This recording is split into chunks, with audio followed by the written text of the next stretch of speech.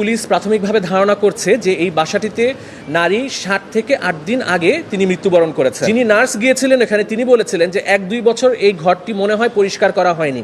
গতকালকে একটি হৃদয় বিদারক এবং অমানবিক একটি ঘটনা আমরা যেটা অবলোকন হয়ে করেছি যে মিরপুর এক পল্লবীতে একটি বাসা থেকে 75 বছর বয়সী একজন নারীর মরদেহ উদ্ধার করা হয়েছে।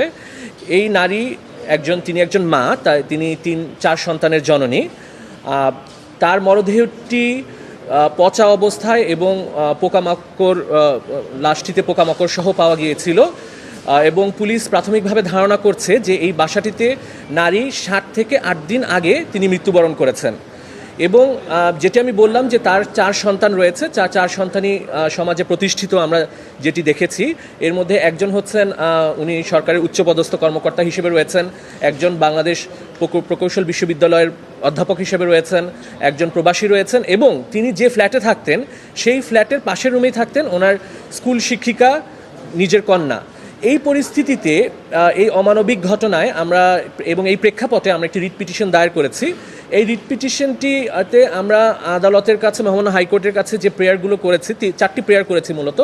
প্রথমটি হচ্ছে যে এই যে হৃদয় বিদারক অমানবিক ঘটনাটা ঘটেছে এখানে কোনো মানবাধিকারের লঙ্ঘন হয়েছে কি না, কারণ আপনারা জানেন যে Bangladesh universal declaration of human rights 1948 সালের যেটা আমরা সার্বজনীন মানবাধিকার ঘোষণাপত্র এটা স্বাক্ষর করেছে এবং এই ইউনিভার্সাল ডিক্লারেশন অফ হিউম্যান রাইটসে বলা আছে যে প্রত্যেক নাগরিকের বেঁচে থাকার অধিকার রয়েছে। এখন তিনি যেভাবে মৃত্যুবরণ করেছেন আপনারা দেখেছেন যে তার ঘরটি খুবই আবর্জনাপূর্ণ ছিল, নোংরা অবস্থায় ছিল এবং বসবাস অনুপযোগী ছিল এবং যিনি নার্স গিয়েছিলেন এখানে তিনি বলেছিলেন যে 1-2 বছর এই ঘরটি মনে হয় পরিষ্কার করা হয়নি।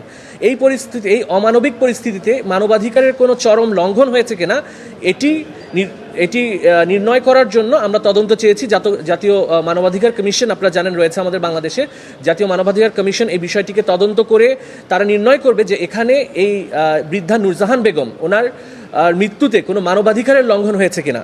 দ্বিতীয়ত আমরা চেয়েছি যে তিনি যে মৃত্যুবরণ করেছেন এখানে মৃত্যুর সঠিক কারণটি নির্ণয় করার জন্য, কারণ 7 দিন ধরে একটি লাশ একটি মহানগরের একটি গুরুত্বপূর্ণ স্থানে এভাবে পড়ে আছে কিন্তু কেউ তার খোঁজ খবর নিল না, একাকিত্ব অবস্থায় তিনি লাশ হয়ে পড়ে রইলেন। এই বিষয়টি তদন্ত করে আমাদের দণ্ডবিধিতে যে অবহেলাজনিত মৃত্যু হয়েছে কিনা সেটি নির্ণয়ের জন্য। এবং তৃতীয় যে বিষয়টি আমরা কোর্টের কাছে চাচ্ছি সেটা হচ্ছে আপনারা জানেন যে প্রত্যেক উন্নত দেশে কেয়ার গিভার, যারা বয়স্ক রয়েছেন কেয়ার গিভার, তাদের পরিচর্যাকারী বা নার্স প্রদান করা হয় রাষ্ট্র থেকে। এটি রাষ্ট্র বা সরকারের দায়িত্ব যে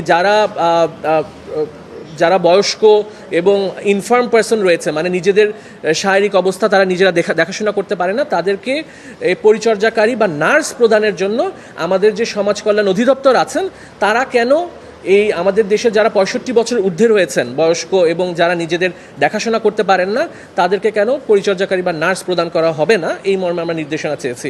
এই রিটটি আগামী সপ্তাহে হিয়ারিং করার জন্য আমরা আদালতে জমা দিয়েছি এবং আমরা আশা করছি যে আমরা এই রিটে আদালতে নির্দেশনা দিলে মৃত্যুর সঠিক কারণ নির্ণয় করা সম্ভব হবে।